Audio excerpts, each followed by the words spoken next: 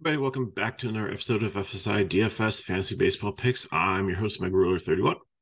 I'm going to do both slates today since they're both pretty small. We can blow through them pretty quickly. So we've got a four-game early slate starting at 12:35 p.m. Eastern. And then if you're playing on FanDuel, I give FanDuel credit because they're closer to being in line with DK. Then usually sometimes on Wednesdays and Thursdays, they split the slates up and they don't sync up and it's just a complete mess. But they just added one of the only afternoon game pretty much. So they included the 6:40 White Sox and Tigers game. So FanDuel starts earlier than DK does. So they have a 6-game slate. DK starts at 7:05 and has 5-game slate. So look at the early slate first. First up, we have St. Louis and Cincinnati, 10.5 total here. So it's 67 degrees, winds blowing across the field at 9 miles per hour, but I mean, that's a pretty decent total. You have Miles Mikolas and Luke Weaver. Well, Mikolas struggled to start out, but he's been better recently. Cincinnati, they can struggle to hit. They're better at their home park, obviously, but overall their WRC plus isn't anything really to brag about. And Luke Weaver, we just keep waiting for this guy to come alive. Like he had so much potential coming into the league and everything, and just hasn't shown it yet. And St. Louis has struggled a little bit at times, but they're one of those offenses where I talked about in the last video. There's certain ones seems like Milwaukee, San Francisco, like you've got these good offenses that sometimes go dormant, but when they come alive, they really come alive and put up a lot of runs. So they've got almost a 6 total here. I believe it's the highest one on the slate, even higher than the teams that are in Coors today. So pitching wise, I think Mikolas is definitely in play in the medium range. I mean, there's really not many pitchers. There's only really 4 pitchers that I think you are even playable here, unless you're doing a mass multi-entry thing too. So Weaver, I think would be a fade. I mean, maybe consider him as in a GPP if you think St. Louis is going to have an off day. That wise, St. Louis are definitely there, and Cincinnati like in GPP, but they're kind of cheap also, so I think they can make a lot of things work. If you're not really playing India, I'm gonna take them out of the GPP category. I'm gonna put them over here, and I'm gonna jump Washington down below there. So, next game we have the Toronto Blue Jays and the Tampa Bay Rays. Manoah and Eflin. It just seems like the other night Toronto put up 20 on Tampa Bay. I couldn't believe that, and most of it was like 9 of the runs I think were like in the 9th inning, and then Tampa Bay came back and did well yesterday. So you have Manoah and Eflin. I think I like both pitchers here. Manoah has had his struggles at times, but he's been pretty good against righties. There are some decent lefties and Low and Lau here, and the lineup, and Franco's a switch hitter for Tampa Bay, but overall I think he'll be okay. And then Eflin on the other side has been, since coming over to Philly and joining Tampa Bay, and is like one of the only well pitchers on their staff. He's decent against righties, and this Toronto lineup is just almost all righties. So I think Eflin would be my second favorite pitcher. He's the highest priced pitcher on both sites. But I think I like Snell better in that matchup against Washington. And then Manoah, I think, is definitely in play in the medium range here. Bat wise, I'm just going to put both of them as leverages because I think it's a stack or fade thing. I wouldn't play any of these bats as one-offs here. So I think if, for leverage, take a Toronto stack against Eflin in case he struggles, take a Tampa Bay stack against Manoah in case he struggles, try to take the guys with the splits, although, I really don't want to play Brandon Belt. So I'd probably just play the regular righties for Toronto here. I wouldn't try to get the lefties in there, maybe other than Varsho. And just maybe hope like Eflin gets a blister, he's off or something, gets chased early and they get to the bullpen. But both these teams have decent bullpens too. So, again, it's a small slate. You got to get creative. So that's something that might help you take it down. Next up, we have Miami and Colorado and Coors. This has put up some runs, but it hasn't put up like scores that look like football scores like Coors usually does. So I don't know if it's just like two bad teams or what. Freeland's not a bad pitcher. Braxton Garrett's okay also. So I'm not saying play them. Wind is blowing in here at 8 miles per hour. A little bit of rain looks like more towards the end of the game. They should get everything in and they should be good.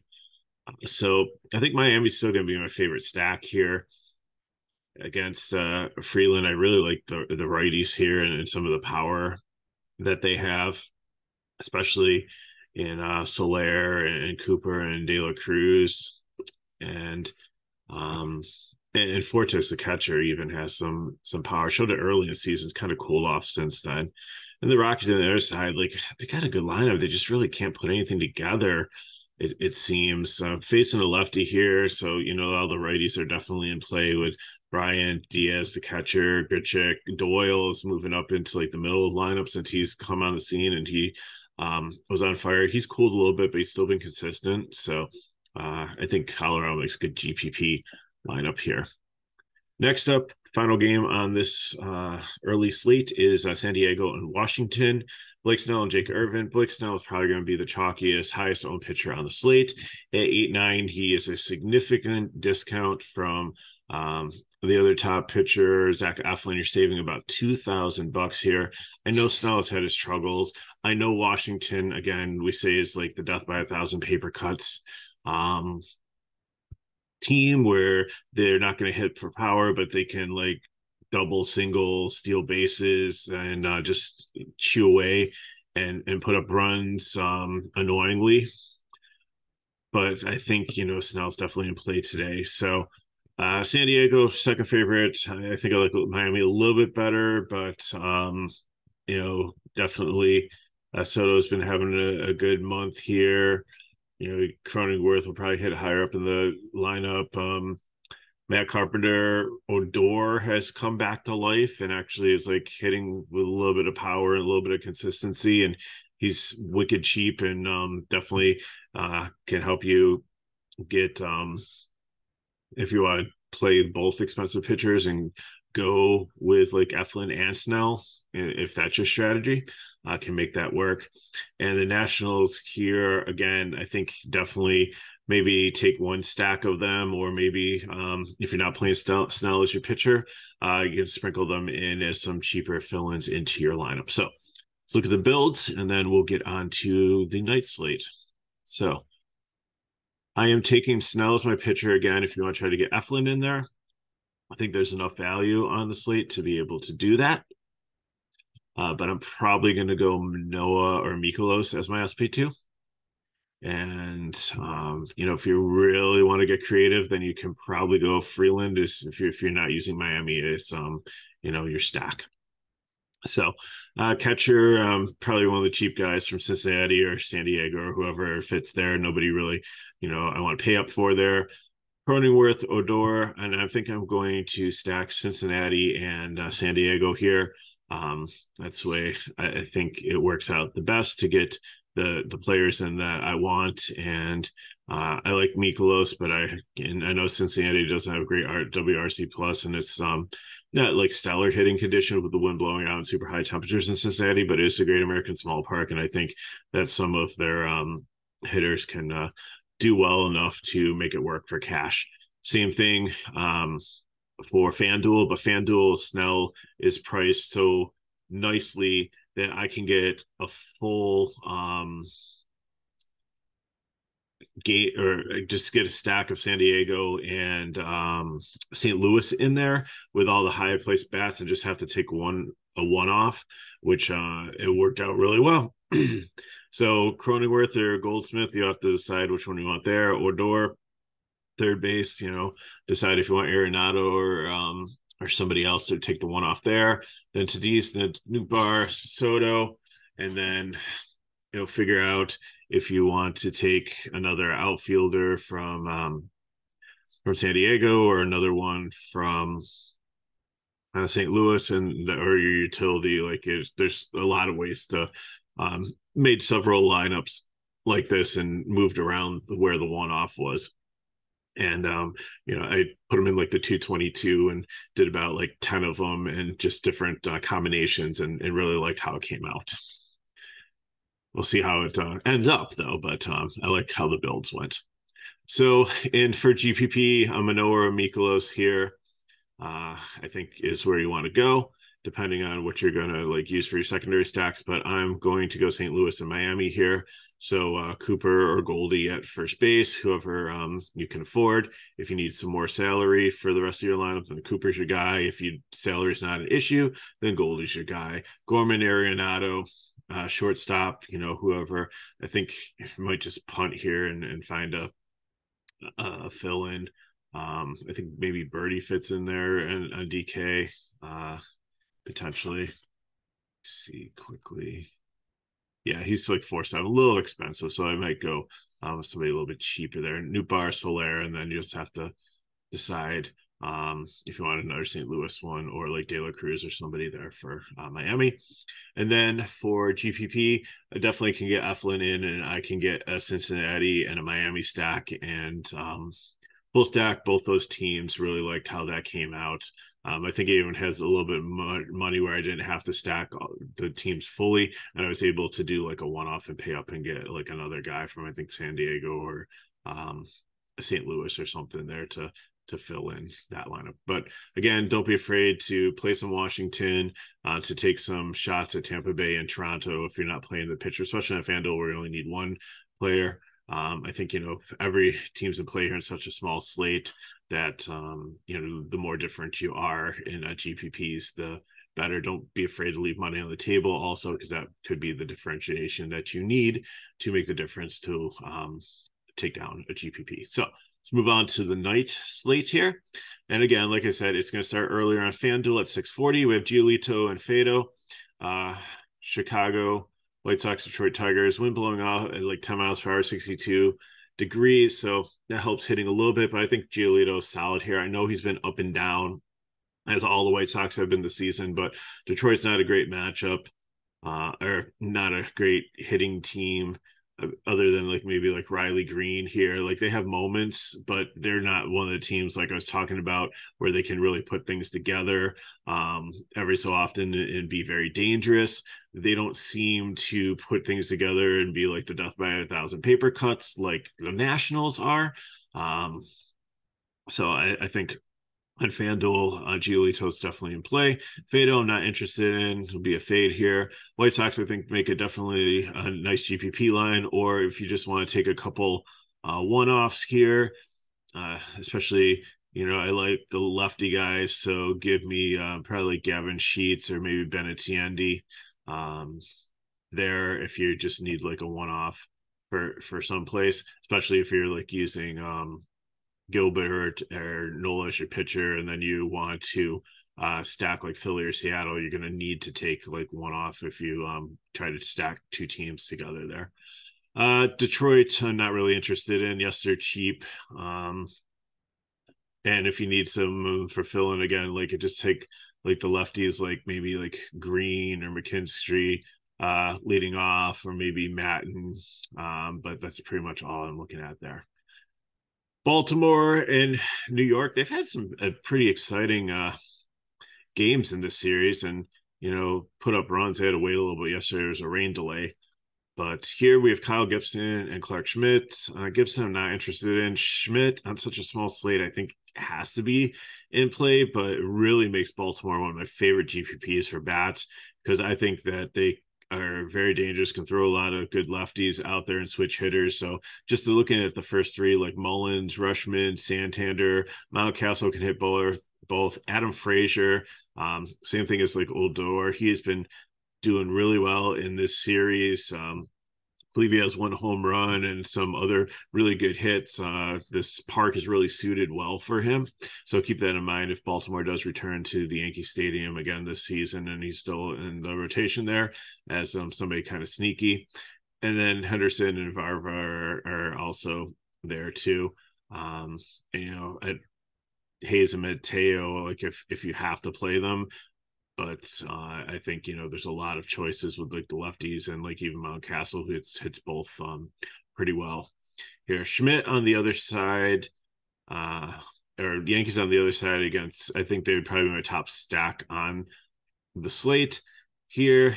Gibson hasn't been great, and I think that they definitely can put up some runs. A little bit expensive, especially with Judge being up to like 6'4". So if you can't get to him, I understand that. But if you want to but if you mix in players like Bowers and like Volt the catcher, I mean, there are ways of getting there, especially if you're doing kind of like more of like a wraparound stack or something like that. But if you're trying to get like Torres, Judge, Rizzo, D. LeMahieu, Bader in there, it's going to be a little bit more pricey, and you're going to need to throw in some cheaper bats. But the good news is there's a couple teams that are really cheap and in great situation today that can make it happen. Easier on FanDuel with Detroit at your disposal.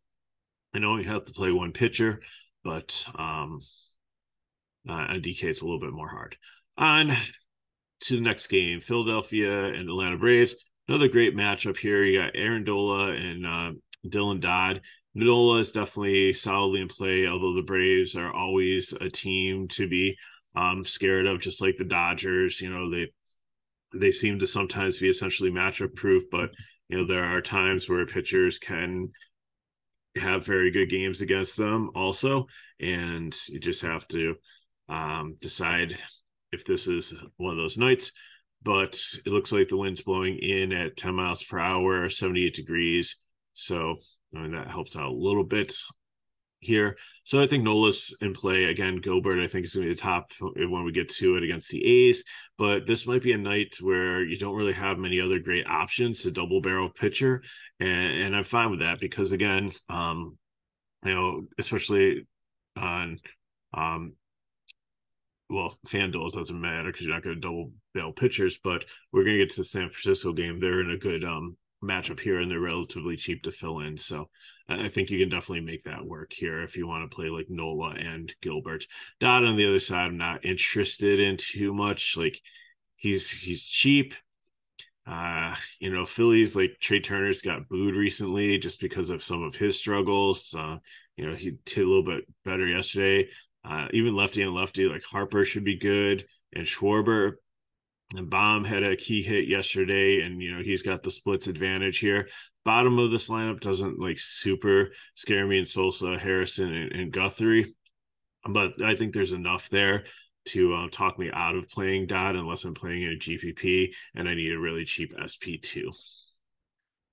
So bat wise, definitely like Philly, second favorite stack here against Dodge, and Atlanta would probably be one of the top leverage stacks on the slate, but being such a small slate, I would not count them out at all. Next up, we have San Francisco and the Milwaukee Brewers. It looks like it's going to be an opener situation here with Scott Anderson and Logan Webb coming in after him, which we don't really understand why this is happening. Maybe it would just be Webb, but Webb is like the most expensive pitcher on the slate. Sorry about that. Sneeze. Hopefully I hit the mute button. And like, so why would you pay up for like 10-6 and the most expensive pitcher on the slate for like Webb if he's not going to get the full start? And it doesn't seem like he's injured, and he hasn't really struggled, and he's gone deep in the game. So it doesn't make any sense unless they just want to get the Scott Alexander some time. Probably going to go a couple innings, but I have him as a fade. If you're playing GPPs on such a small slate, like maybe take a shot on him because Milwaukee has been horrible against left-handed pitching. If he can go out there at 4K and get like 4 or 5 strikeouts and have 2 clean innings, like could he possibly pay everything off and then you could just load up on high price bats and where nobody else would be able to if they're trying to double barrel pitcher, and if the value doesn't go off, then maybe you are really onto something. So keep that in consideration. Again, GPP only one line. I wouldn't like do it in multiple ones, but just keep watching that and just make sure actually that Scott Alexander actually is going to start as the opener and it doesn't end up just being Webb. The game's at 7:40, so it's not too far after lock. That's a nice thing about some of these Wednesday and Thursday slates is that the night games aren't too late. I mean, the only one that's like really out there past lock is going to be the Oakland Seattle um, game at 9:40, but the rest of these 7:40 ones, we should have all the lineup and know exactly right before it locks on DK at 7:05. Now to play on FanDuel at all, you wouldn't need it. You have probably so much salary left that it really wouldn't work out and be enough points to get you to win anything by punting that much. You're only looking for him as like an SP2. Julio Teheran, who really hasn't pitched in like 2 or 3 years, is supposed to come back because the Brewers have all these injuries. So they are going like way down into the dumpster to pull him out, which makes San Francisco probably the best stack on the slate here, especially with their pricing, especially the lefties. So, but I still wouldn't, Tehran has been so bad that I wouldn't hesitate taking some of the righties against him either. But the pricing on him here, besides Estrada at 5.3, everybody is around like 3K or high 2K. So they are so cheap. And I know they're pinch hit risk, but they could probably do enough damage against Tehran. And the Milwaukee bullpen has not been as strong as it's been in years past. So I think San Francisco lines up here to be a great play. Milwaukee on the other side, again, we don't know what the situation is. They're cheap, I think, in GPP, but they really haven't done well against left-handed pitching. So the first couple times around, you're maybe like sacrificing things to hope that they come alive later in the game. I mean, Miller's been decent leading off. Contreras, Adames had a great game yesterday. Yelich has just been pedestrian this year. Anderson, rough. It's a revenge game. He's only 2-3, but I really want to sacrifice first base just to see what he could do. On FanDuel, it's a little bit different because you can play him in utility. So, I mean, really not probably going to have much, if any, in Milwaukee, but I really love San Francisco. Mets and Cubs, same situation. Wind blowing in about 14 miles per hour, blowing in 20 miles per hour. I thought that was going to make Senga like such a smash play yesterday, but it didn't work out. And there was some, scoring in that game.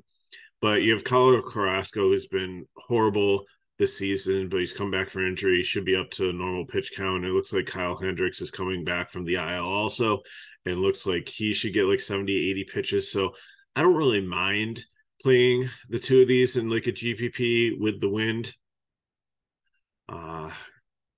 And we'll just have to see if like Hendricks, I've seen some other pitchers potentially for the Cubs if it isn't, but bottom line is just with the wind in, unless for some reason Matt Harvey comes out of retirement, or they made a trade and we didn't know about it, and there's some like real horrible pitcher comes in for the Cubs, like Flexen from Seattle, that's just a gas can to give up a lot of runs, or Jose Suarez or from the Angels. I don't think that there's going to be an issue. The Mets have been like hot and cold this season. Like Alonso has power. I mean, Batty does a little bit, but some of the rest in, Vogelbach is not hitting as well as he has in the past. I know Alvarez has come up as a catcher and has done really well with a lot of power. I think he's got the most home runs as a catcher and hitting the best as a catcher since he got called up. But, they've got Gary Sanchez in the mix and some other guys like Nito and Navarez, I think it is. So, it'd be interesting to see what they have to do with him. Such a hot bat, but you're going to have like 4 catchers like potentially on the roster. Like, so what they're going to do with that is going to be interesting. So the Mets do have some potential bats here I think you could look at, but I think it's against GPP.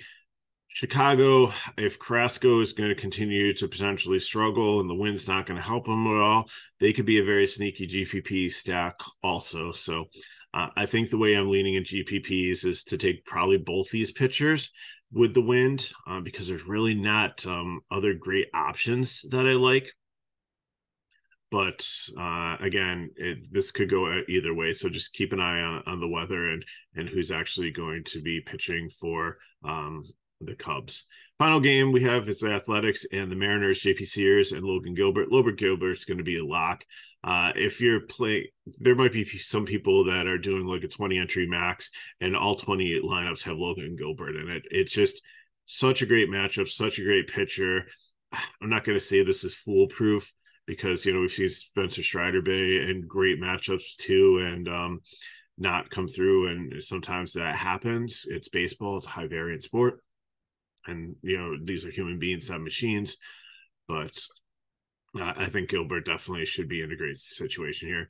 JP Sears, again, like Seattle's been good against left-handed pitching, but in this series, they really have gone dormant at home and really haven't. You thought it was like an absolute smash spot playing the A's, and they just haven't. And I know France is out of the lineup. He got hit by a pitch. He might be back, but still, that risk has got to be hurting him after getting hit by like a 97 miles per hour fastball or something like that. I know Raleigh, their catcher, is a little bit banged up and day to day for a couple of them. So we'll just have to see, probably still have Crawford leading off, but he isn't great lefty and lefty. Julio Rodriguez slumped a little bit and he started dropping down the lineup. They brought him back up now. Suarez is day to day. Clinic is probably the most consistent one here, hitting lefties and righties well. Teoscar Hernandez has had a history of hitting lefties well, but not recently. Murphy, I think, could be potentially decent. A catcher and at 2.4 is a good price. And this Caballero has been really solid also since getting called up. Pollock and Haggerty are there and really cheap, like almost minimum price, but I don't know if you need them or want to use them at all, unless you're doing the double barrel pitcher thing and you think like a Seattle wraparound stack, take Murphy, Caballero, Pollard, Haggerty, and then flip around to J-Rod or something like that, or Clinic would work for you. So Athletics, they would only be probably your ultimate YOLO stack against Gilbert just in case. Probably, Seth Brown's back in, so probably just focus on the lefties. Ruiz and Rooker, I think you could still play, but you'd probably want Noda, Seth Brown, Blade, Peterson, maybe. I wouldn't play Kemp. So again, I think Gilbert's going to be great. The A's only have a 2.84 total. I haven't seen really a total that low in a while. So let's look at the builds and get you on the way for your Thursday here. So I'm taking Gilbert, locking him in cash. Give me the Giants, Wade Jr., Yastrzemski, Conforto there if Yastrzemski's not in, and then give me the Philly righties here: Baum, Turner, Castellanos, and then probably going to go double barrel pitcher. So give me Nola there. And San Francisco is cheap enough to make it work, especially if I love Sabo in the catcher spot. He was one of my favorite players to start off the season, won me a lot of money. Again, he's cooled down a little bit, but I still have some faith in him.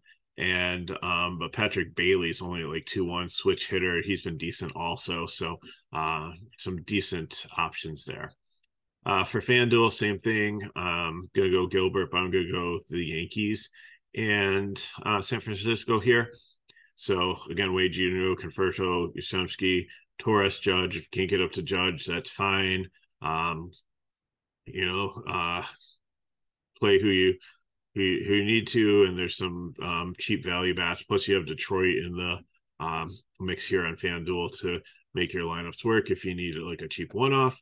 And for GPP, again, I'm going to take a shot on Carrasco. It's kind of scary, and probably Hendricks. I'm probably going to double barrel the pitchers here in Wrigley Field with the wind, but you don't have to. But the main thing I want to do is I want to target Schmidt in a GPP and take a Baltimore stack. I really like him here. So Rushman, Frazier, and Mullins, the lefties.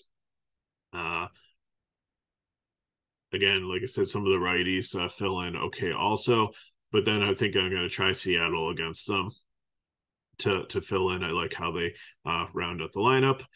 And then on FanDuel here, give me Giolito. I'm going to take advantage of him against Detroit and being on the slate. Again, I'm going with Baltimore. But here I'm going to go Baltimore and Philly. I really like how those two teams pair and match up and fill up the positions for the lineup. And you just have to make some choices in outfield if you want to go Castellanos or Harper or Schwarber. I'm okay lefty and lefty there. If Dodd just hasn't been good at all, so hopefully that helps. Again, small slates I usually do pretty well at, because you don't get like paralyzed with so many options and overthink everything. So I think this, especially this night slate, like Gilbert clear cut, like go Gilbert Nola, just get your points at pitching. It's more, there's more floor there, especially in cash, and then like just San Francisco and just such a great matchup there with their lefties. It's just just makes everything work, and then figure out who we want to fill in there, whether it be the examples that I used in Philly, or just take your favorite players as one-offs and load them all in, and I think you can have a really good night. So appreciate you watching. If you have any questions, put them in the chat below. If there's any major updates for the evening slate, then usually I try to put them in the comments around like 6:30 before lock, so you can make any adjustments there if you watch the video. And I just want to try to call out things that might have changed if you were going one direction, and then help you to maybe take advantage of the news if other people didn't see it, and hopefully win some money for that. You can always hit me up at Twitter, Megalore31. If these videos help you, as always, please help us back. Like the video, subscribe to our channel if you haven't already. But continue to see more and more people subscribing, which is awesome. And share with your friends, which obviously you are, because we're getting new subscriptions and new viewership, and I really, really appreciate it. So hope everybody is getting excited for, and the weather's gonna be nice for a great Memorial Day weekend.